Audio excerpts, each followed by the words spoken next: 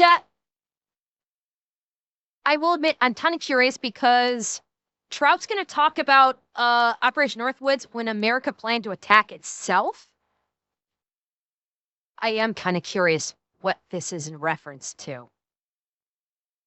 So let's find out.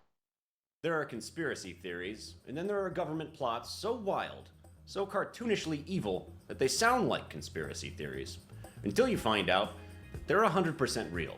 Today we're diving into one of the most shocking declassified plots in US history. Operation Northwoods. A plan by America's top generals to kill American citizens, sink US ships, and stage terror attacks across the United States. All to try and start a war with Cuba. I'm King Trout, and despite the fact that I've performed on stage in front of literally thousands of people, I still get social anxiety when I go to the grocery store. Gentlemen, strap in, and ladies, strap on. Trout, do you reach for the nearest hot woman and start like fondling her hand? And then put your arm around her waist and start fondling her hip? Because if you do, we may need to have a conversation. Just saying, Trout. I'm just saying. This one's gonna make you rethink just how far the government's willing to go when it comes to national security. Our story begins on January 1st, 1959. A scruffy-looking revolutionary who bears a striking resemblance to Justin Trudeau leads his forces For into Havana, God's sake, Cuba. here we go The again. revolutionaries overthrow Cuban leader Fulgencio Batista. To most Americans, Batista was a corrupt thug. But hey, he was our corrupt thug. U.S. companies owned huge swaths of Cuban land, sugar plantations, and utilities. They were even starting to build hotels and casinos. Cuba was going to be the paradise vacation of the 1960s. Until little commie Castro came to power. Castro started talking about land reform and kicking out foreign interests. And by 1960, Castro's regime had started nationalizing US-owned businesses and was getting kind of cozy with the USSR. The Eisenhower administration started freaking out. Commies? In our swimming pool? Not on Ike's watch. In March of 1960, he signed off on a plan to bring about the replacement of the Castro regime. A plan that eventually turned into the Bay of Pigs invasion. By January of 1961, JFK takes office, and just 3 months later, on April 17th, 1961, the Bay of Pigs invasion crashes and burns, horrifically. Over 1,100 Cuban exiles are captured. Castro's stronger than ever, and on the international scale, JFK looks kind of like a dumbass. After the Bay of Pigs failure, the Pentagon and Okay. Fun little factoid, chat. How many of you are familiar with World War Z? The book, not the movie. Although if you're familiar with the movie, that's fine too. Interesting little factoid. Okay, how many of you guys have heard of World War Z, the movie? Okay, so World War Z, the movie, and trust me, I have a point in this. World War Z, the movie, is based upon a book written by Max Brooks that is essentially an anthology of a zombie apocalypse from the very start of it to the end of it. And it takes place, like, each chapter is from a point of view of a different person. So you're kind of getting a broad scope of the events of the zombie apocalypse from when it began, the slow creep of how it began, to the full-blown war, to figuring out, to the mid-aftermath of humanity being almost overrun by zombies, to how humanity fought back and reclaimed the planet, basically. So, why do I bring this up? Because, interestingly enough, in World War Z, the book, Cuba actually becomes the world superpower. Not America, Cuba. Like, all the rich Americans flee to Cuba. Cubans actually take the Americans and, effectively speaking, put them into indentured servitude to work off their debt to reside in Cuba. And the Cuban peso is the world currency. It is the predominant currency for the planet. So yeah, Cuba takes the place of America as the singular superpower of the planet. just thought you guys might find that interesting since we're discussing Cuba in this video. Later, I'm trying to remember. It's been a while since I read it. I don't think it's thriving under communism. I do believe they switched over to democracy. And one plot point when it talks about Cuba is how it was genius that Castro actually facilitated his own downfall by basically facilitating democracy. So that way, when he stepped down as leader, he would be hailed as a hero and he wouldn't be killed by the people because he was the one that instituted communism. Something like that. It's kind of it's fascinating. That's all. CIA are desperate for a do-over. Enter General Lyman Lemnitzer, chairman of the Joint Chiefs of Staff. Despite being a decorated World War II hero and one of the most powerful men in the world at the time, I will still make fun of him for being named Lyman Lemnitzer. It sounds like the name for a cartoon turtle. I digress. In 1962, Lemnitzer and his team are dreaming up ways to sell the American people on another war with Cuba. And on March 13th, 1962, they finally had it. They formally presented their plan, Operation Northwoods, to Secretary of Defense Robert McNamara. This wasn't a vague concept. This was a full-blown plan for terror. They were going to sink a U.S. ship near Cuban waters and blame Castro. They were going to stage a drone plane shoot-down with fake college students on board, and even record fake funerals. They were going to bomb U.S. cities and blame Cuban agents. They were going to fake attacks on Guantanamo Bay. They were going to hijack U.S. ships and planes, all to stage Cuban aggression. But we'll get... Wow. This is an impressive level of false flagging right now. Yeah, Ren. Like, this is an impressive level of this.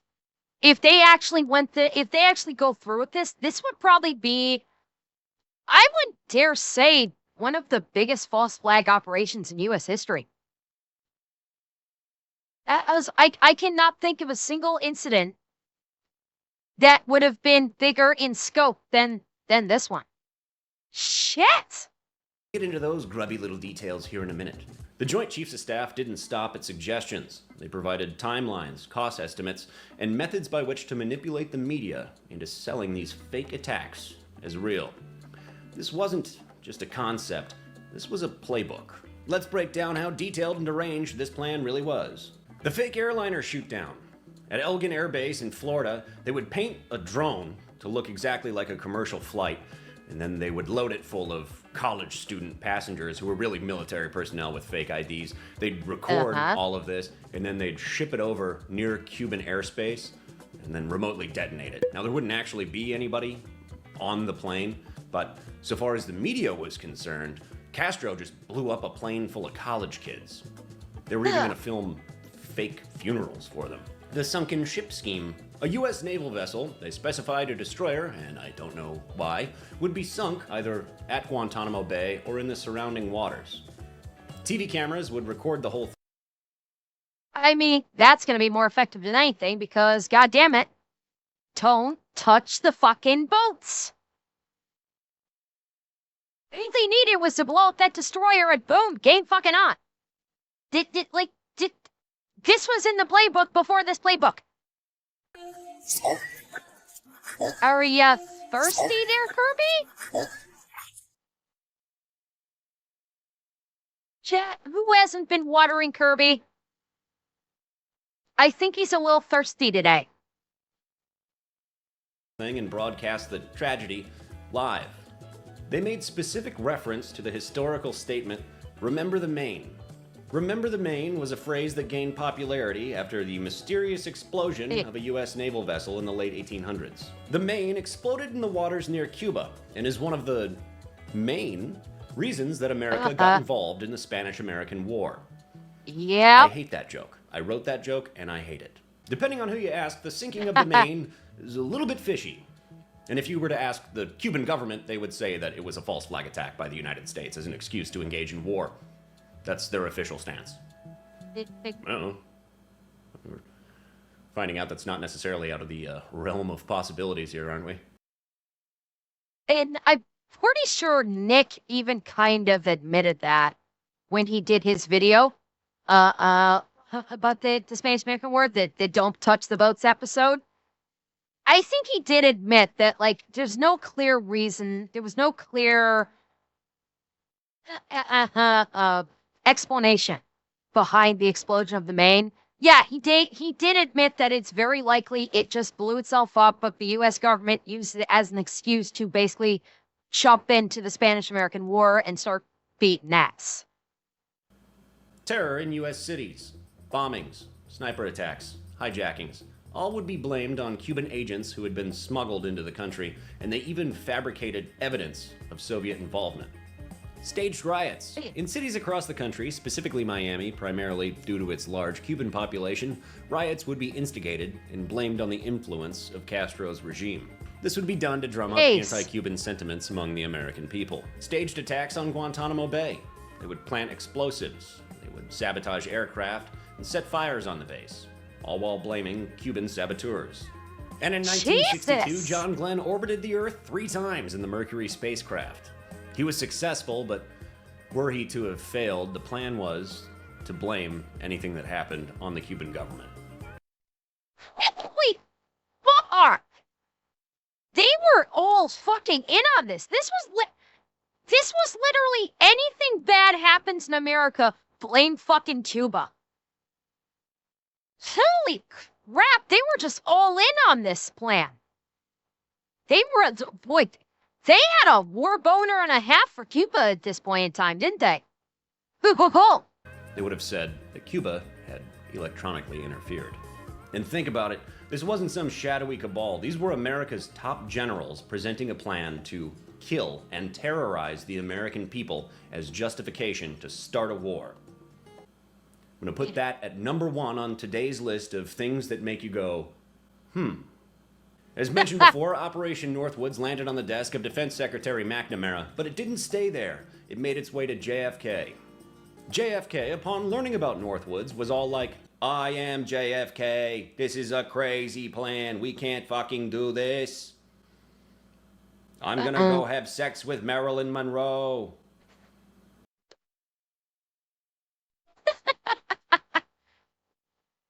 Trout, your impression of JFK is losing a little bit of its cadence. You're talking a little bit too robotic there. You have to get a better cadence into your impression. Otherwise, you just sound like a robot. Do you understand what I'm telling to you, Trout? You've got to work on your cadence.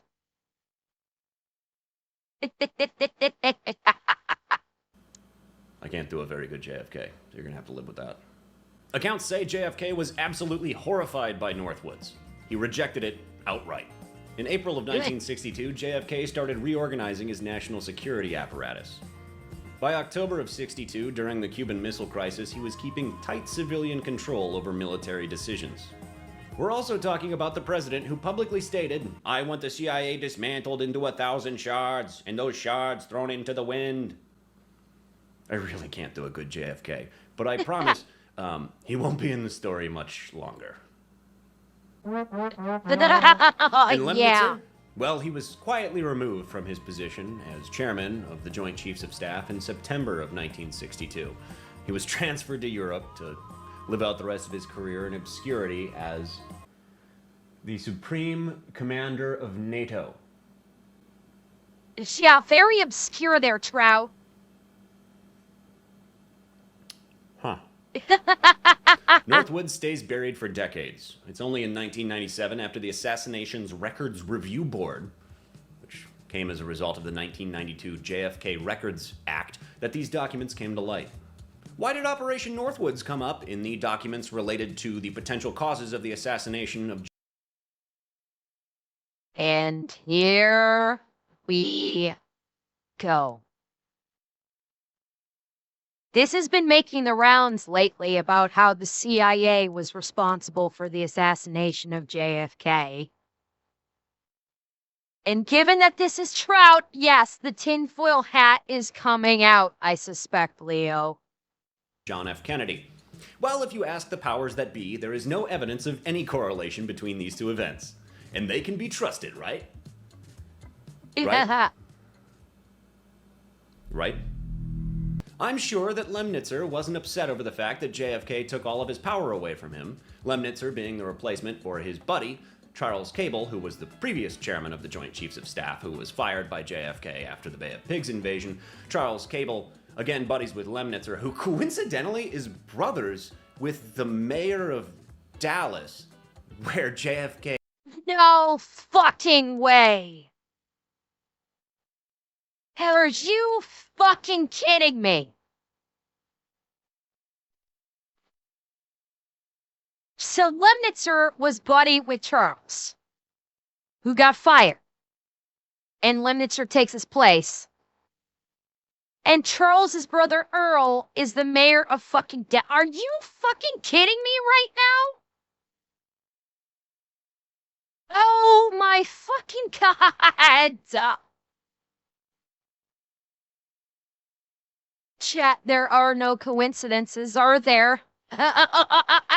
was shot in 1963. I'm sure those things are not connected at all. Thank you. Just for shits and gigs, though, let's go ahead and throw that up at number 2 on today's list of things that make you go,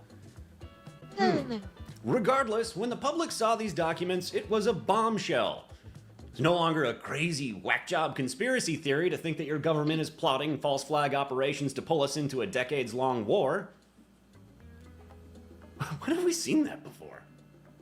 Oh Northwoods god. became Exhibit A when it comes to government manipulation of the official narrative. Whether the conversations about the Gulf of Tonkin or 9/11, Northwoods is going to come up. Like I said, JFK was too based. That is the general consensus, Canito. From most historians, that is pretty much what they all say. Operation Northwoods isn't just a Cold War anecdote. It is a powerful case study in regards to what the most powerful people in the upper tiers of our government are willing to do if they feel as though the ends justifies the means. The most powerful men in America drawing up a plan to attack the nation that they've sworn to defend. They've done it before. They'll do it again. Ugh. I apologize for the sweat and the wardrobe change.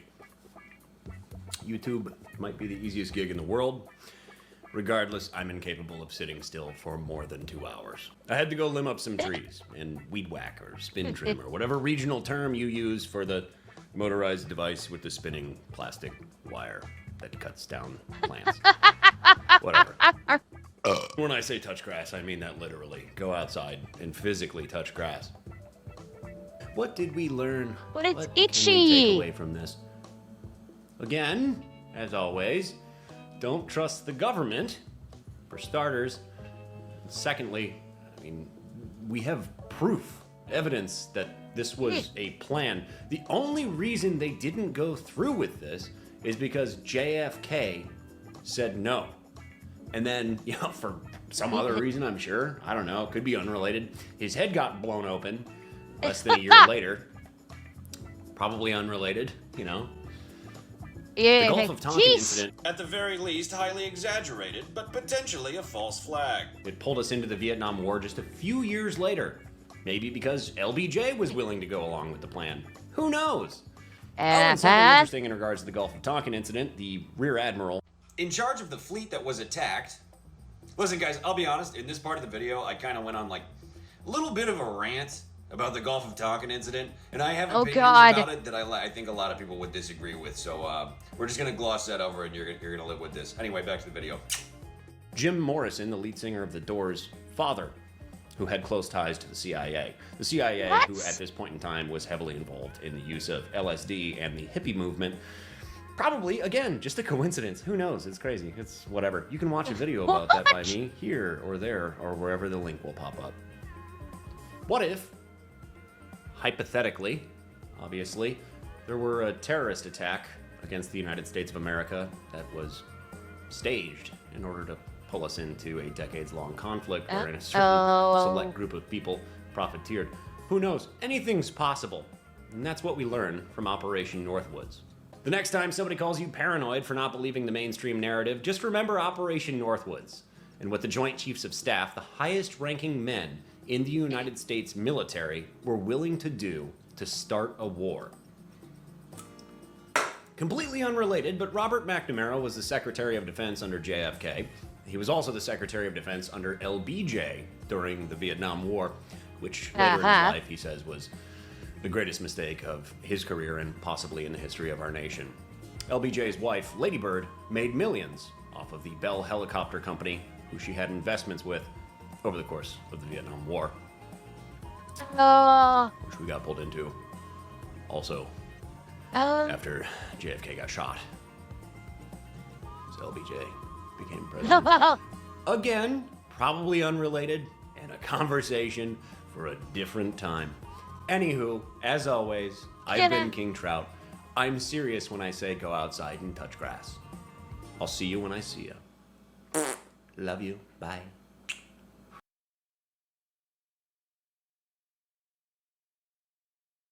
Hey, chat, if you'll excuse me, I think I need to go build my Faraday cage so the government can't read my computer and thus see the stream. Holy shit! Yeah! I just have some nightmares after this one.